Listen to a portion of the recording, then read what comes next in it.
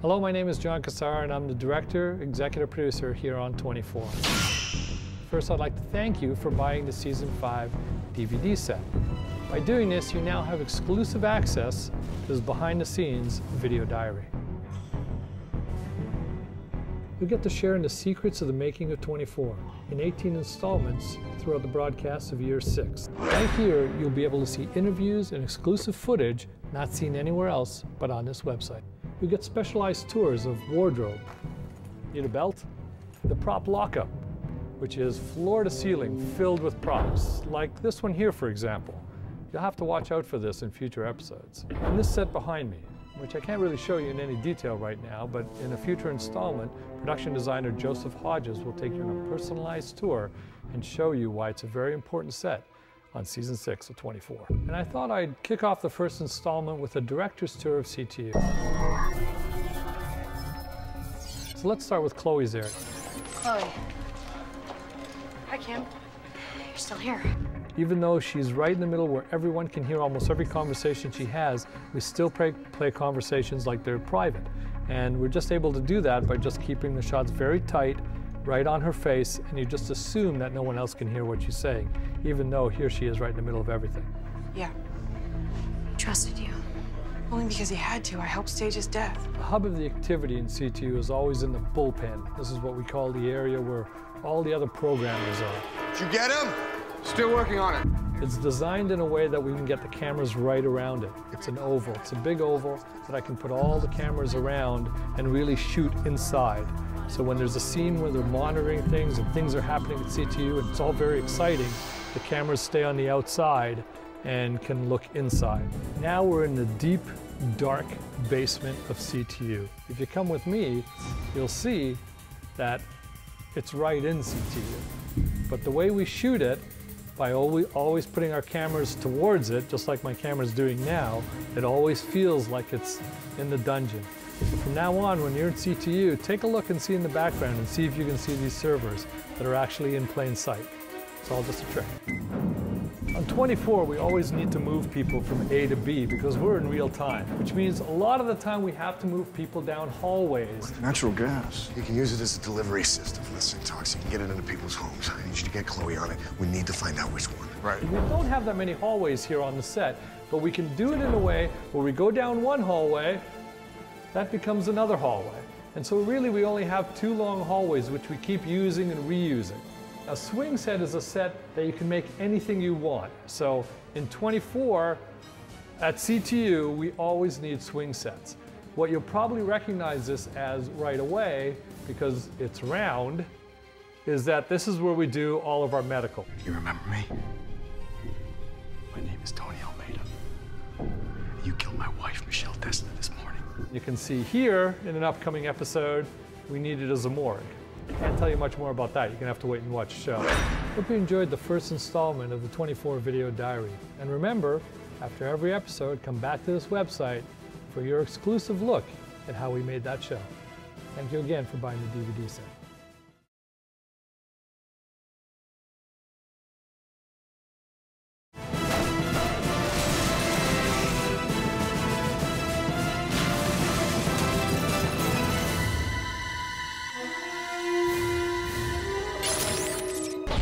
Dan Blackwell. I'm the effects supervisor and pyrotechnician on the show. And I'm his brother, Scott, and we do the effects on the show. My name's Jeff Cariente. I'm the stunt coordinator for 24. Everything that we do, whether it's a car crash, whether it's explosion, squibs going off, it's usually hand in hand with special effects. Our board in our office is pretty funny. It's like, okay, Monday we're killing the president, then we're blowing up the power plant on Thursday, and you actually have to watch out what you're saying, you know? You can't be in the airport going, yeah, we're gonna blow up that plane and then go kill the president or something. And our show is so real. Every stunt that we do is real. There's usually no CGI. Every explosion that we do is real. Every car crash that we do, the fight scenes, everything is pretty, 100% real. typically there'll be maybe 8 to 12 different explosions going on. So the main thing is just keeping the frame lively. They are here. We always make a joke of what do they think we drive down to, explosives or us, and ask for a couple big ones and a few little ones. There's no way to practice it, there's no way to rehearse it, you just go for it. You just make sure everything's just right and the way you want it, and then you roll cameras and go.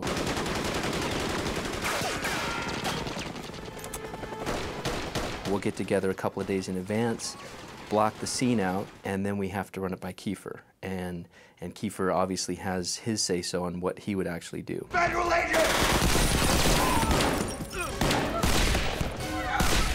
You okay? Yeah, go ahead. One of my favorite gags was when he was escaping out of the warehouse in season 4 to the car, and the rocket came down the alley by him.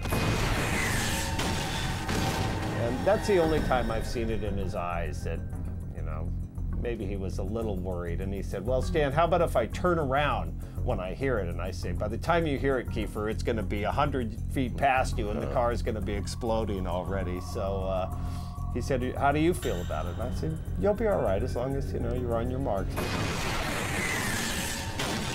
He's a real good sport about it, though. You know, if he just gets dinged a little. And we haven't clobbered him yet, yeah, so. Yeah. The last thing you want is someone to get hurt. It's always nice to have that fear factor in the actor's face anyway when something goes off. Do it!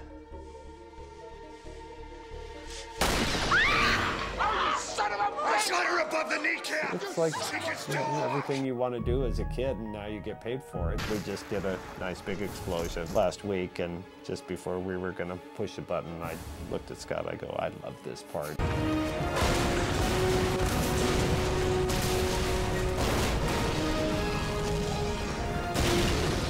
It's a nice adrenaline rush, you know, and a lot of work goes into it. I think that's probably part of the adrenaline rush is you've put so much work into it that it better work exactly like you want it. No!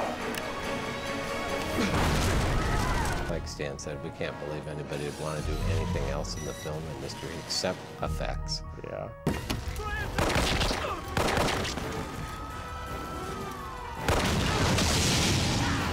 All the stunt guys that I hire, they do the right job. Their timing is impeccable so that it makes the special effects look good too. So together we make a real good team.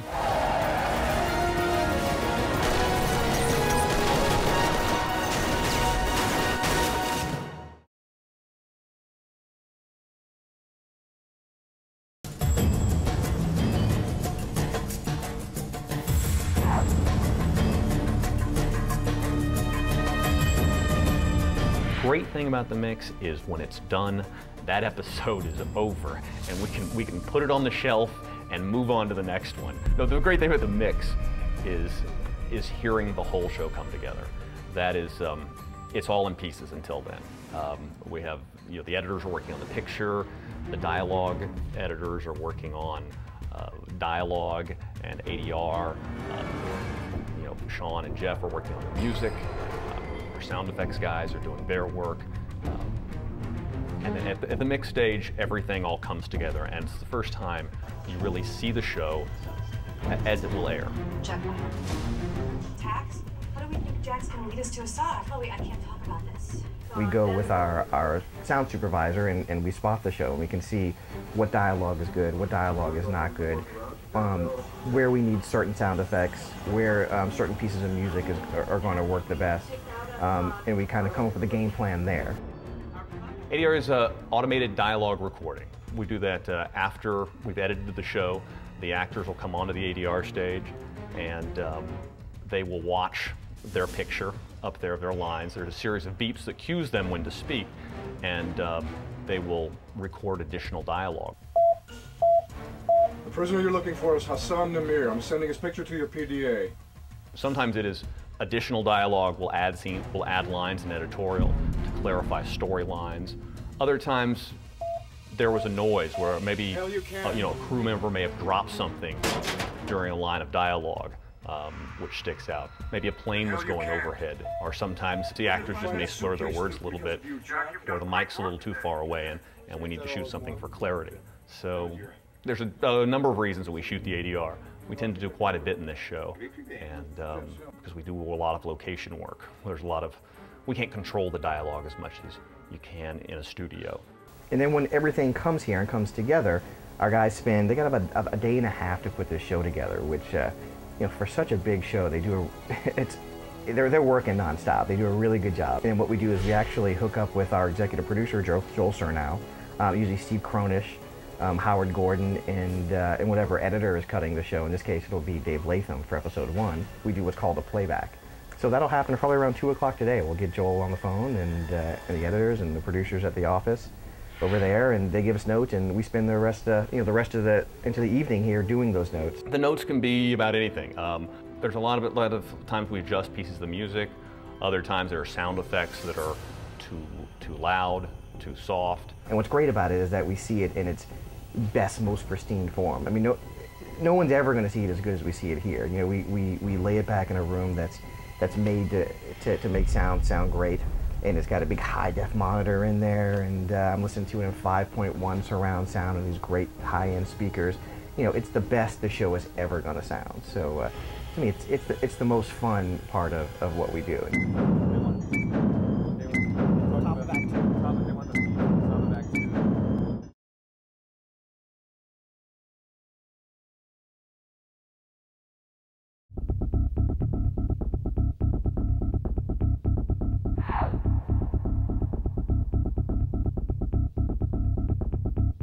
So after I've done the first initial afternoon of just thinking about what the set should be with pen and ink, I build a model in the computer. It might take me a few days, and then I render these black and white. So I just keep them black and white to begin with, so I don't confuse anybody with any colours.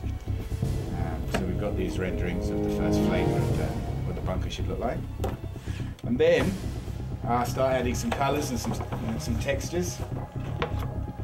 And we end up with a first rendering of close to how it should look at the end.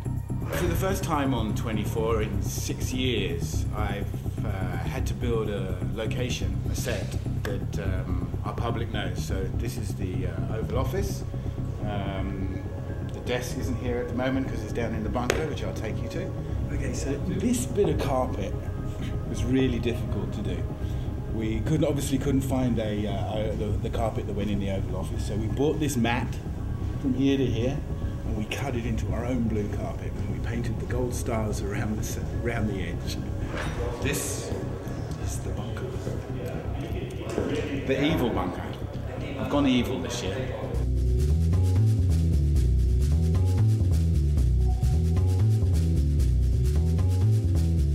Loads of corridors down this way. Loads of corridors down this way. Hopefully give you a sense of depth and a feeling that this place will go on forever. This part, this section, is the president's area. So he has his office. This is his conference room. We always put these plasma screens in these built-in units. Last year, I think we had 3 in the presidential retreat. So again, it's the same size screens, but because we've been doing it every year, I put these mats over the front of these screens to give them a flavour that suits the set, rather than just your usual square plasma screen. Little cameras for our video conferencing when we want to imply that CTU may be seeing the president here, and over there there's little cameras. Panels like this I put in so we can do typical 24 shots, shooting through things, voyeuristic as we've always tried to be.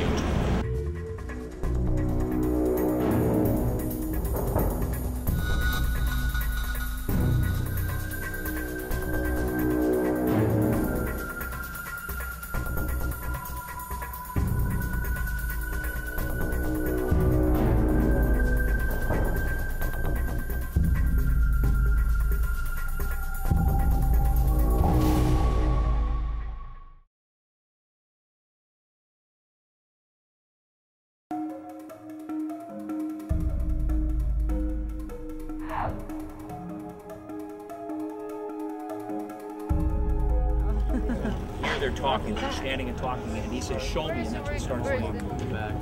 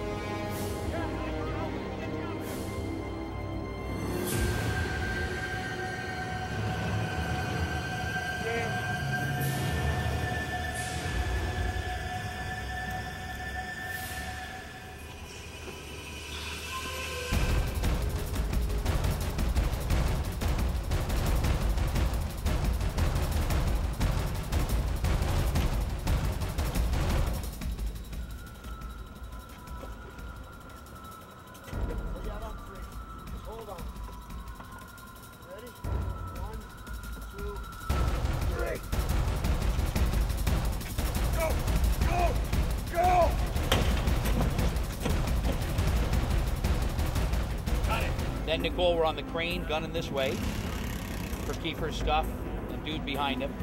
And then we're pushing it off the roof.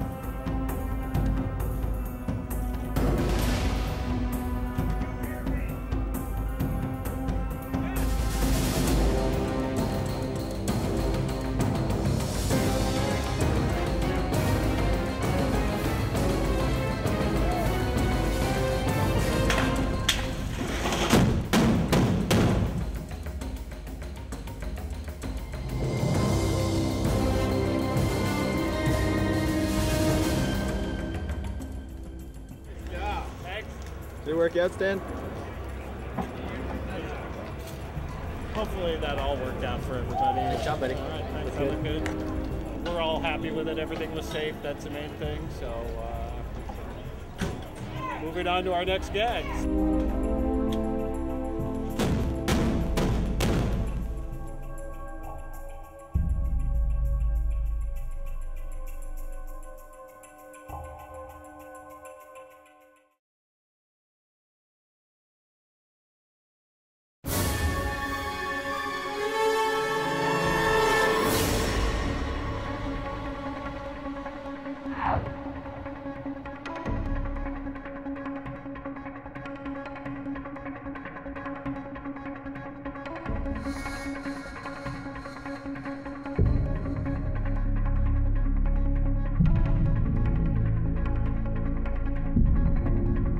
Poor man's process. We have plates that are shot on the streets of LA with video cameras.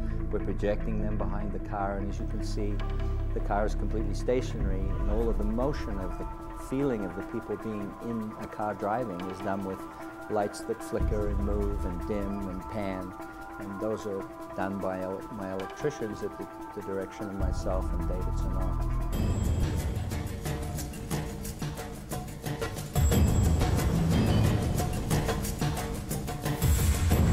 Driving fast. Move the cameras around a bit. Move around a little bit.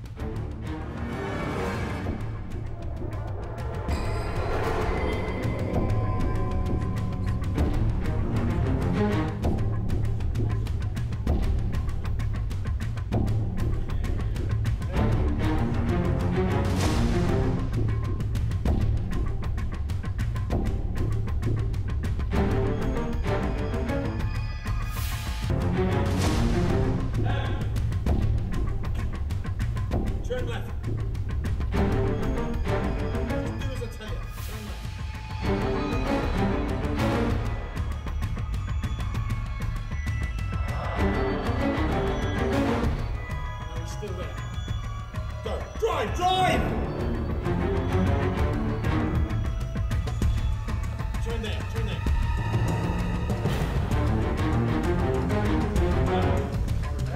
David, that's working well. Let's just see a higher look. Okay? Higher. The direction is good. Just as high up as we can jump it. Okay? Because he's so high up.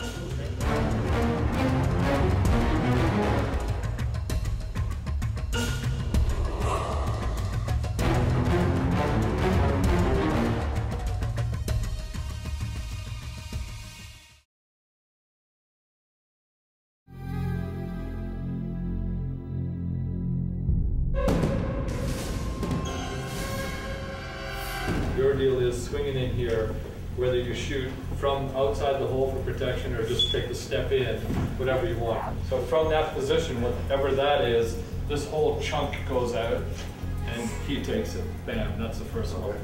Okay, then you either step in, into here, right up, so boom into that, bam into this guy, he goes back, that guy runs, bang, this goes here, boom, no, not yet, okay? So it's 1, 2, shoot at this guy, hit the wall, come across here, you got a SWAT guy with you, checking in here. Just as this happens, guy comes out of there, you take cover, SWAT guys kill him, boom, boom, boom, boom, boom. Now the guy that ran across is waiting for you in this corner, you're moving towards it, There's this great piece of seeing him, seeing you, seeing him, seeing you, and just as you get to this corner, either you cue it, or just by, whatever the attack plan, 2 guys come through those windows. They rappel through the windows and come up behind him and kill him. Okay. That's it. Okay? So let's just run it one more time.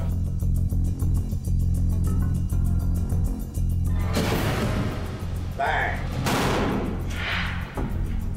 Bang! Bang!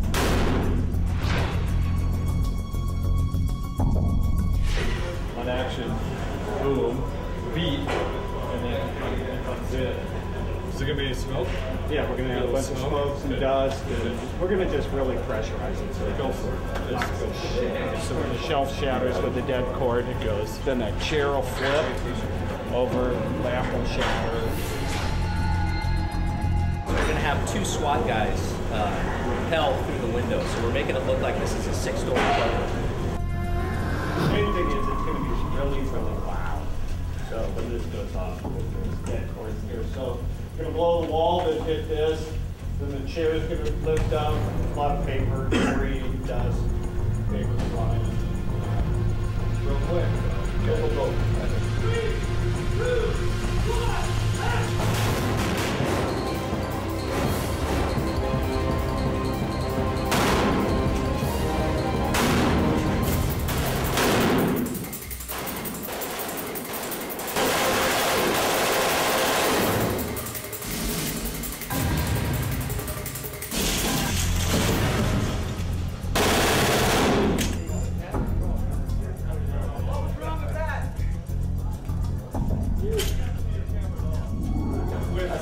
Time I've ever felt those machine guns like that. Behind you? I know why you wear a blanket. Oh yeah.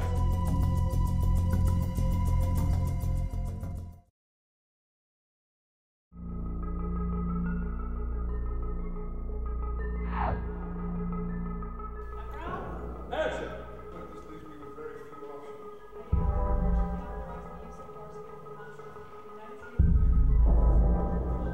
Part of the process of what I do is I will usually get what's a one-liner breakdown of the 2 episodes, and in there is what they call the extras breakdown, and this pretty much shows me what kind of categories they need on a given day. So whether it's Russian background, presidential staffers, CTU workers, they kind of give me an idea of an age range they want, an ethnic breakdown of what they want, and just an overall look.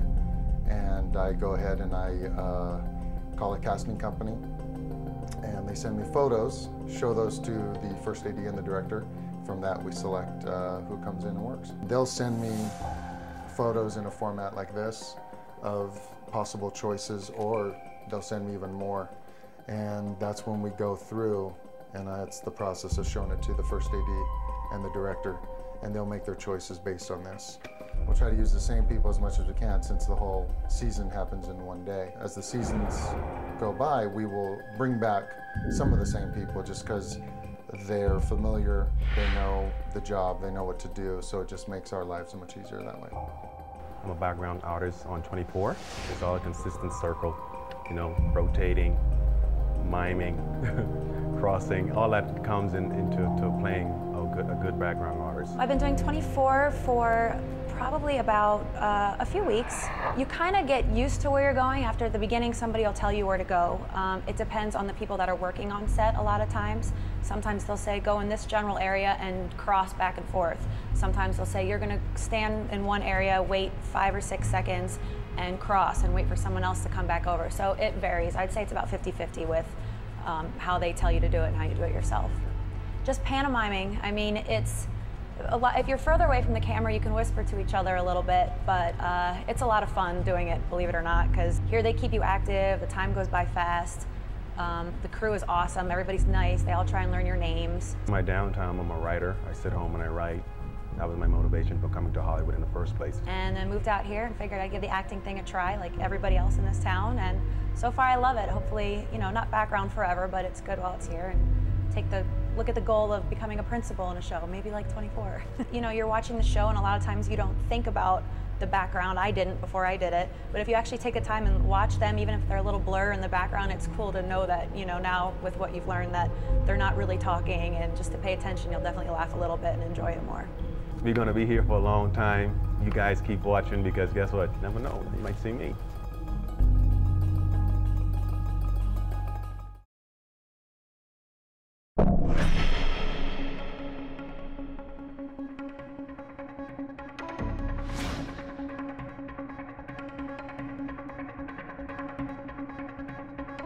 Hey, Christina, we need to make sure there's no vehicles running when we're rolling. My name's Nicole Burke, and I'm the first AD on 24.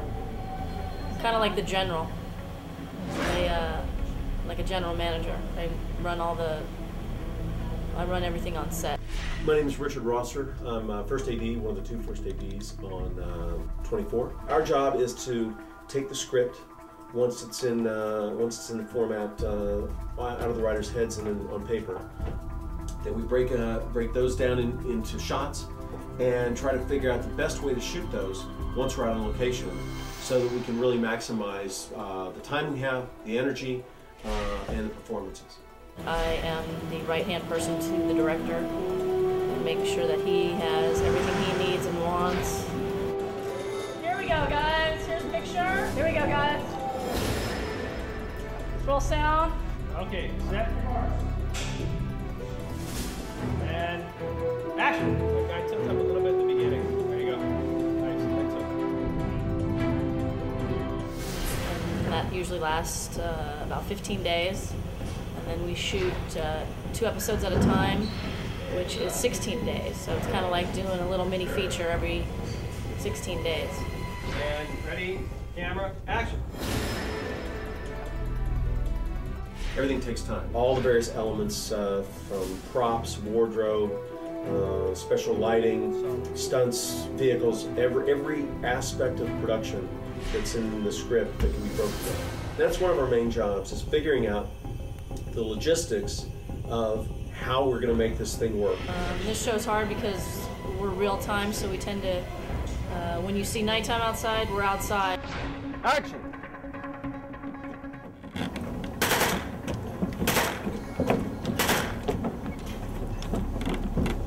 Working nights is hard on the body, so that's the only thing that starts to not be enjoyable, but for the most part the show's probably the best show on TV to work on.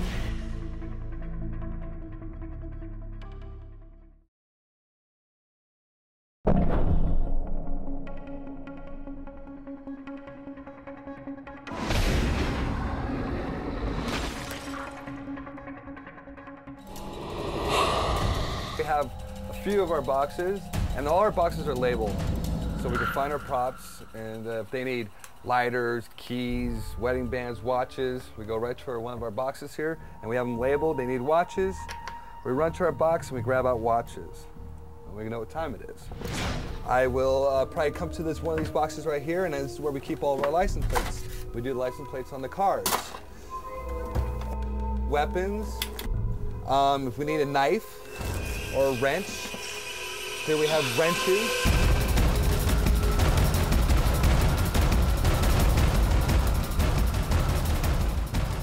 What we have here is a Makarov. It's a 380 quarter load gun. It's a real gun. Everything we have is real. The barrel's been modified to fit a quarter load 380. This is the blank. It's got a quarter amount of powder a normal one would have. When it fires, the front is going to explode, expand open, and we'll show you one of those after we fire the first couple takes, and you'll see what it looks like. Here we have the dummy round. The dummy round is actual real bullet without any powder. So you see there's a primer. Now after the blank is fired, it brings in a dummy round into the chamber. So the actual gun racks forward, looking like it's going to fire again. But when you pull the trigger, nothing happens because it's a dummy round. So it's safe, but it looks like the actor still has more rounds in it.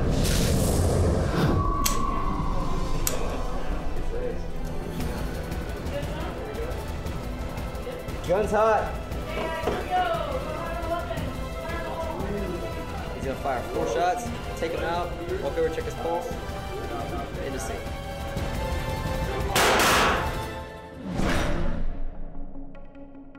An M4 rifle, blocked down to a quarter load, fires 223 round quarter load fire, which means they take the barrel, restrict it down to compounding a quarter load, so the back pressure builds up, cycles the next round.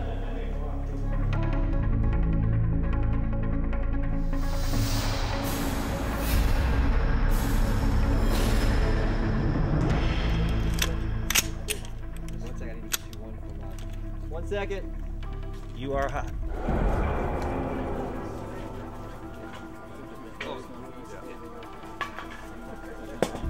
we go, let's go find the weapon. Pistol's hot. Here's picture. Go, go, go, go, go.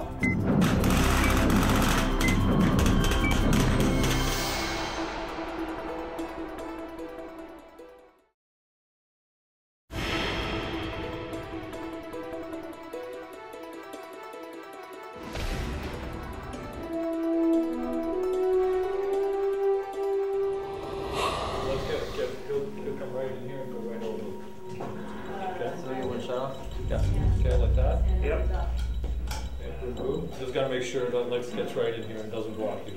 Yeah, we'll be on the floor here, so we can move a little bit. So what I would love to do, John, I want to time it so you pick the gun up, I see you doing that, doing whatever with it, and then I call it, so they burst in, and your hand comes up just as I burst in. If you get your hand up before you know, please. Guys, don't be firing a hole! We should talk about it. Yeah, okay. Okay, in the meantime, let's shoot this. Here we go, picture. Guys are going hot.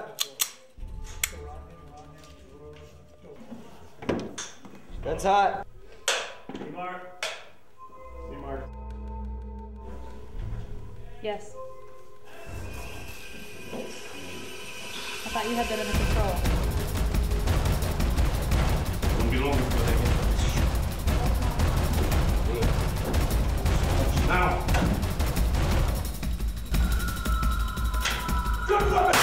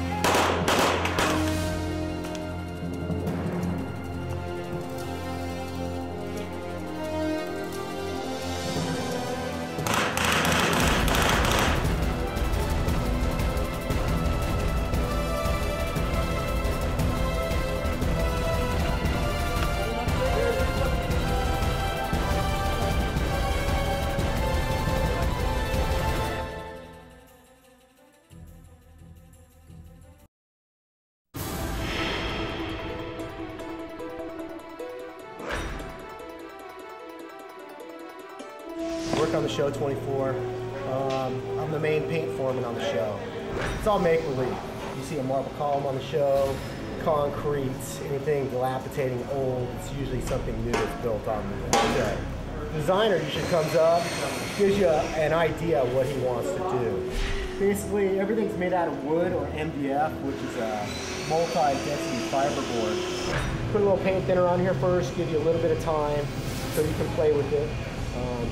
Everybody has their own techniques. So on a feature, say this piece right here, I might have all day to do this piece, but on television, you have to get it done now. Here we are, we're in the warehouse, concrete floor. Everything isn't what it seems to be. Masonizing. Just put a glaze on. And the trick to this is actually speed. If you're slow, your material is going to set up on you. It's the back of the set. I know, again, it doesn't look like much, but this is how everything's built. Looking out of the window, they want to see a brick wall. So, again, it would take forever to build it with the raw materials. Right here, it's just raw plaster. We'll make brick colors up and intermix wet on wet. Make it look like a tumbled brick, you know? We'll block over all this with a lighter color, and that would give you a newsprint look, you know? Again, it's just that MDF board, and the carpenters have built it all up, and it's our job to tie in the wood finishes. We try to do as authentic as we can do it. We try to break up panels so it looks like it was built that way, but really this is all just one piece. So if we break it up and we give you some linear or vertical lines, it just helps sell it a little bit more as if it's the real deal. So we got to paint weapons, automobiles, carpet, furniture, the sets. It's kind of like cat and mouse with construction, paint, and production. And we try to stay out of their hair so they can do their thing and we'll do our thing.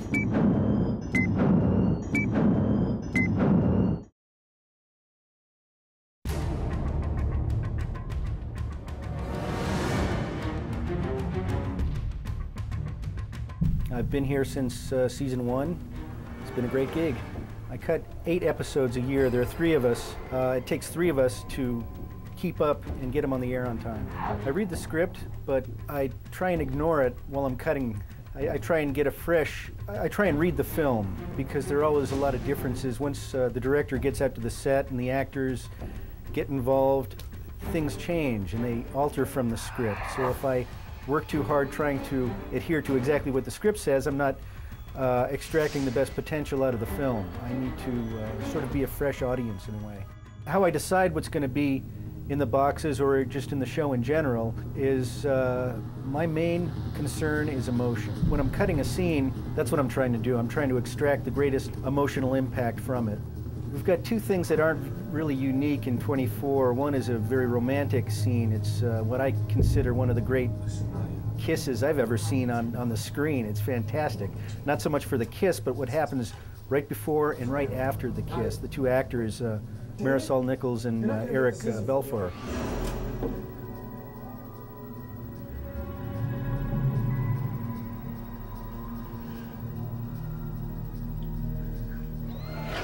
And like a lot of our scenes, we're in a lot of different places at once. And the boxes, you know, the split screens work very well for that. You know, cutting to the guys, the snipers on the roof, and the team that Jack's talking to. You know, we're with Jack, we're with the kid, we're with Gradenko, the bad guy, and his teams. Ready to get down on the ground. All teams take out your targets. I'm building onto a timeline, and everything from the blue up is video, that's visual, and from the green down is audio. And you can see I've got a lot of layers here. When I do these boxes, I just stack the pictures right on top of one another, and then I can manipulate them like this. See, I can take this and put it wherever I want, and make it whatever size I want. About that big. Make Jack a little bigger in the frame. I love that it's very unconventional. When I was growing up in the editing business, the goal was always to be smooth and seamless. Always the goal, never make a jarring cut. Well, we make a point of knocking the audience off their chair with our jarring edits. You know, we just put a loud noise with them and it works great.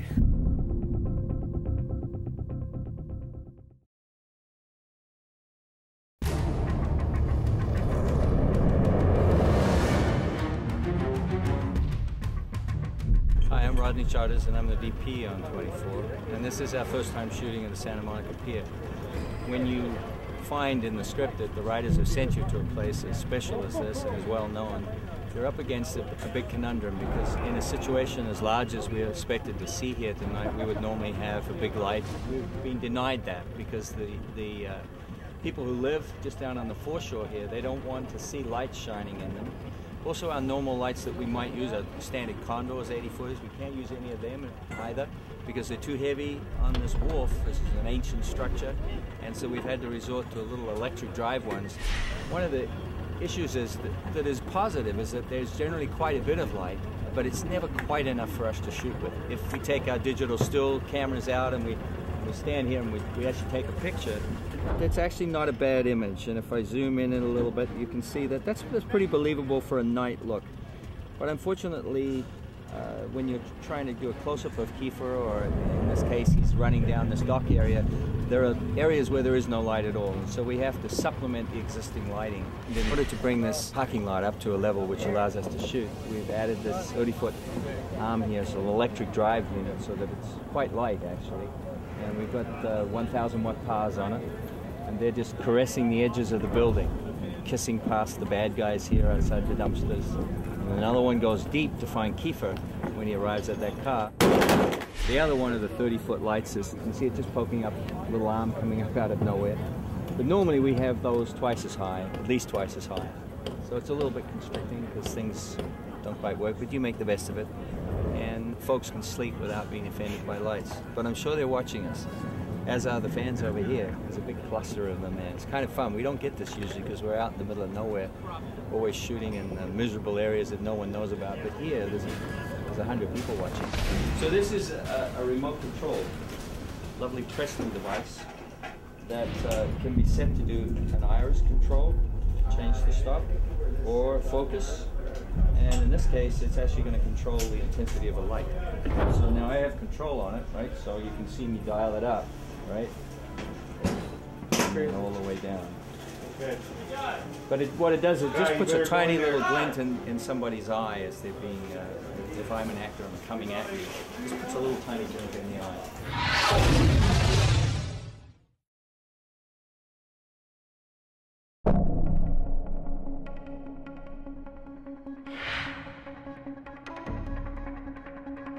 Howdy there, folks. I'm David Latham, film editor on 24. In show 17, the most challenging scene was a translation by the CTU people of two of our bad guys having a conversation.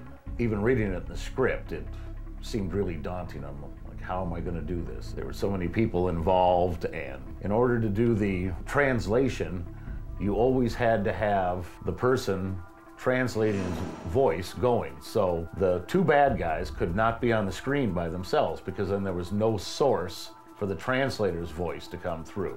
Connect with your men, get the bombs ready to move out, call me back at the center.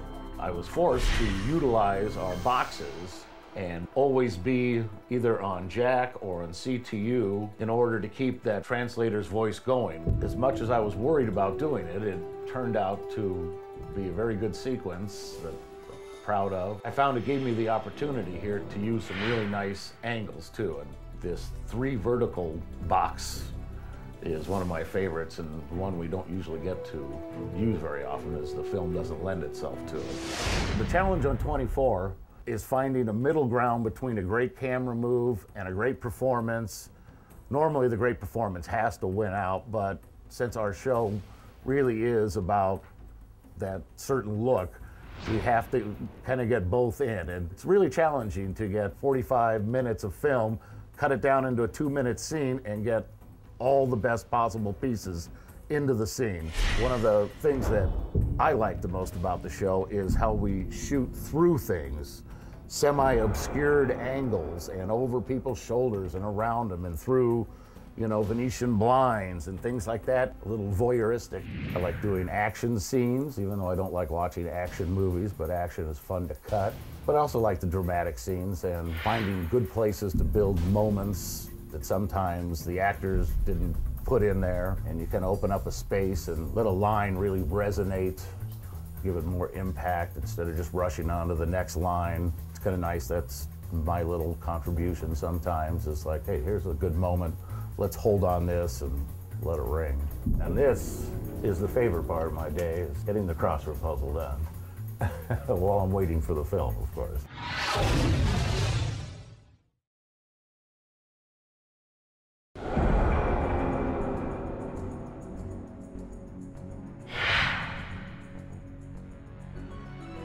Welcome to the 24 Wardrobe Department. I'm Jim Lapidus, I'm the costume designer. This is the wardrobe, what we call the wardrobe library or the wardrobe stock for 24. A lot of the day players and a lot of the extras are fit out of this stock. It's all done by size, it's all done by men, women, shirts, blouses, suits, top coats. Anything you need you'll find in here. There are thousands of pieces of clothing inside this stock room. These are men's suits. Every size of suit you can imagine in doubles and triples for men on the show. Up above we have shirts, cargo pants, everything imaginable we have here. In sets from 1 to 4 to 6 of everything. So these are the clothes for the extras that come in to CTU. As you can see, they've got their names and they're alphabetically. They come back on a daily basis to work in CTU. Now we fit these extras back in June and July of the year. These people eat very well on our show. So I check, when I walk on CTU and I notice that the pants are like off the ground and they seem to be like an inch too short, I know this person has put on a little weight and we need to let out those clothes because these extras are fed very well here on 24. I'm Nick Meno, set costumer on 24. What we do when we first get in is look at our call sheets, see what principals are in, steam their clothes, prep them for the day's work, find out what scenes we're doing. We go down the line and do stunts, get those guys together, set them in their rooms. We have background that usually comes in about an hour after that. Once we get to set, we make sure our actors are continuity matched so that they look exactly like they have since we shoot 24 over the course of one day. Depending on if they're getting shot, beaten, choked, we have to make those adjustments. On the carts are multiples of principal, stunt, and background clothes. Since on 24 we never know who we're going to squib, kill, throw on the ground, get dirty. And if we have to do that scene over, we have the multiples with us so that we can change the actor right here on set. Kiefer, some of other principals have probably a dozen of each item, maybe 2. This way we can rotate those clothes out. We need to rotate in order to make clothes match, otherwise they get worn out with so much washing. I'm wearing this way, there's a lot to keep up with. Is it hard? No. Not if you like your job.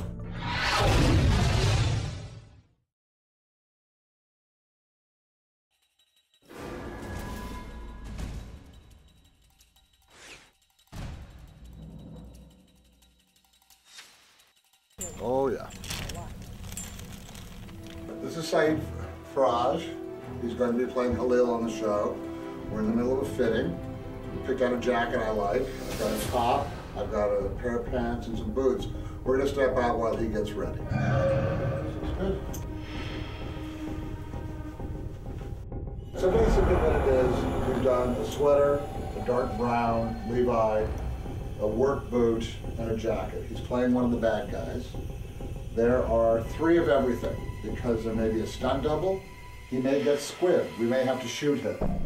So we'll fix this up now, we'll check the sleeve on it, and how's the comfort of the jacket? Good? Awesome. You happy with this? Awesome. Here we have Halil, the bad guy. You're done?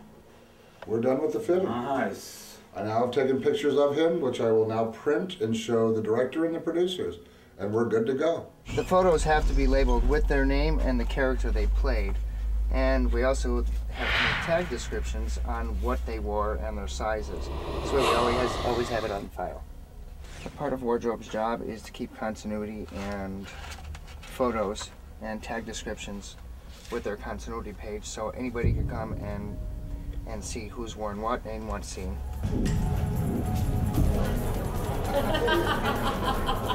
Hello.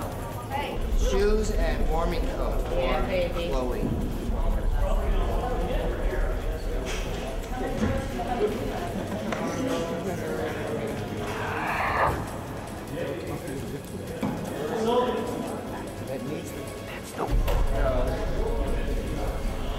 And we also do their glasses. Right. There you go, my little It's starlet. just so bright, I gotta wear shades. Wow. Look at that.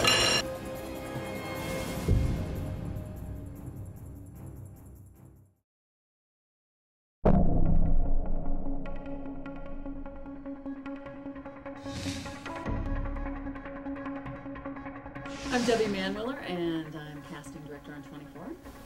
And I'm Peggy Kennedy, and I'm the other casting director on 24. This is the room where it all happens. Here we make actor casting magic happen. Or try to. Cast all the roles, anybody that talks. We have sort of our set groups of characters. We have our actors in the CTU. We know that that's always going to be a base group of people, that there'll be some people set from the beginning of the season that are series regulars, and there'll be people that'll filter throughout the season. We've got our group of our Washington storyline, our political storyline, always a president and advisors and all the people that would populate that world, and then we have our bad guys, our terrorists, terrorists of the year. We shoot 2 episodes simultaneously, so it's usually a large cast that we have to assemble. In the beginning of the season, we were given our sort of our blueprint for the season for the first 2 episodes that we get together, and we are given a list of characters that they think are going to play large in the first 13. And sometimes we're given only descriptions, sometimes those characters have big arcs in the first couple of episodes, and we just have to use that as a jumping off point to do some educated guesswork about who these people are going to be fleshed out. And sometimes they can give us a good idea of how that's going to play out, and sometimes the writers themselves, the writers don't actually know, because they get up in those rooms and the stories sometimes play themselves out, and the characters can only be taken so far. So sometimes they'll tell us, oh, this character will play all season, and by episode 6 they don't have a place to go that makes sense of that character. It's very organic. I mean, a lot of times an actor will use something that sparks the writers. Part of the thing with real time, too, is it is almost like real life. Like, say, for the sake of argument, somebody comes into an office, to help out with something, and like that, you don't know anything about the people there. You don't know what their lives are like. And it's very true of the show. We like to describe it as it's a merry-go-round. And you jump on, you get to stay for a while, and then you jump off.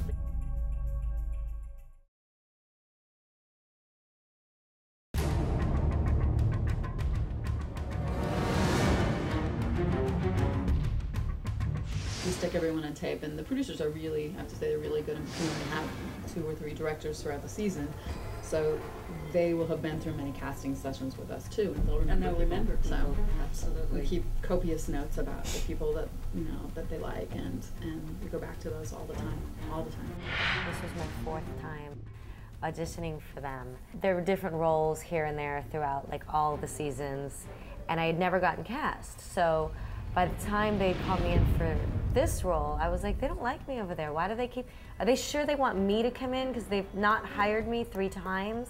In the 2nd season, she was up to the Vanessa Ferlito. The Vanessa Ferlito role. The Claudia role. We try not to have to bring people in 10 times and use our auditions as an archive, but sometimes the role is so different, or it's been too long, and it's a different director, so she did have to come in and audition again. I did the audition, and I remember I walked out of there and I called my agent. I was like, they don't like me, I'm telling you, they don't. And then they called me and said, no, you got the role. I was like, oh, well then, shows how much I know.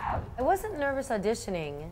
I was nervous the first day when I came on set and I had 2 scenes back to back with Chloe telling her that Jack has to die. You don't want to be that girl on 24. The way I look at auditions now is that I'm going in to be of service. And that's what I felt Buchanan was coming to CTU to be, of service to the story.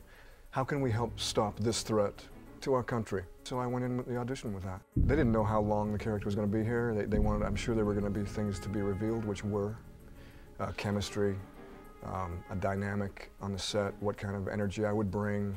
When I met Joel, he said, it's going to be a good part. Those are the words the actor likes to hear. Whether it's clear what that means at the moment, you know, that was music to my ears, and he was right. I actually didn't audition for Karen Hayes. I auditioned for the president's wife, the role that Jean Smart played. I knew I wasn't quite right for the part physically. I knew that I could act the part, but I have a very, very strong persona and presentation. And I knew that, but I knew that I wanted to meet them. And I knew I wanted them to see that I like to play and I can get in a room and I can talk and I had good ideas and I'd be a great person to work with. I did the scene and I did a fine job. Jean Smart is perfect for the part. I didn't feel connected to that part in the way that I eventually became connected to Karen Hayes. I was told that it was a national security official. Didn't realize it was actually going to be the person who was going to head up CTU. In our show, the actors don't count the amount of lines they have, they just make sure they're still in them. Exactly. Or when I call the agents to, you know, put people on hold or to give them the heads up that they're in the episodes, I can't tell you how many times I get, are they still alive?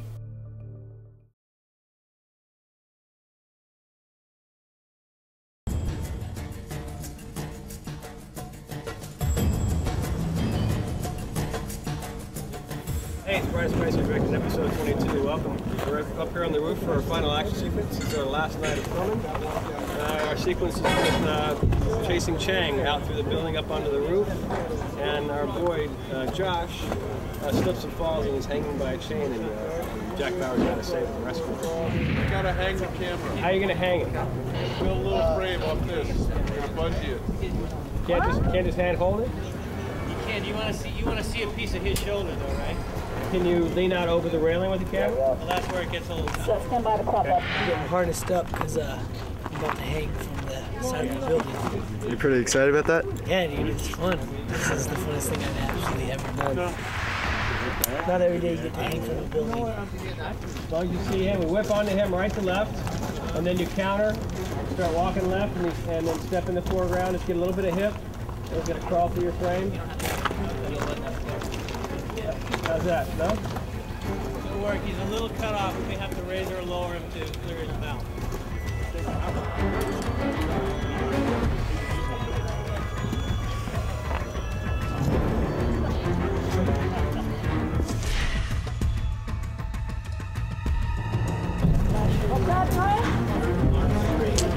Fast. Shot, please. Can you get a little tighter? And action! And cut.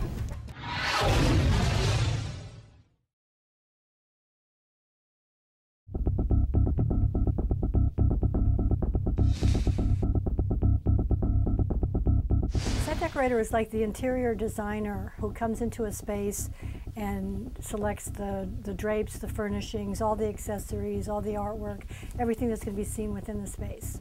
When I read the script, as I'm reading it, I get a sense of who the character is, what has he done, where has he been, where is he going. We're going to try and convey, really express the character of the space before the actor comes forth to give it voice. There's a calmness about Buchanan, even though he's in the middle of all the chaos of CTU. There's almost like a Zen-like calm about him. That's just my gut reaction to his character. And so I used earth tones and colors that were sort of neutral to just continue that Zen quality. Now, looking for a piece of artwork that wants to live. Oh, I know. I'll put a lamp and a painting on over that thing, and we'll take this floor lamp in and this floor lamp. When I actually get in here, I don't always know what I'm doing. I just get the furniture here, and it's kind of an organic process to just see what feels right. And I'm as surprised as anyone when it's done, what it looks like, because I don't really have a strong preconceived idea. I just allow it to evolve organically. Per episode, we do about 30 sets, and they can range from things, a really dusty oil field yard to a beautiful interior. We just have to not only have the quality of the sets, which we're meticulous about that, but be able to just get move through them at such speed. It's assessing, okay, how much time do I have? And even though I need this much time, I've got to get it done in this. So a lot of pre-planning so that I can go in and just do it and then leave the crew to do the things, you know, and often I can never look back.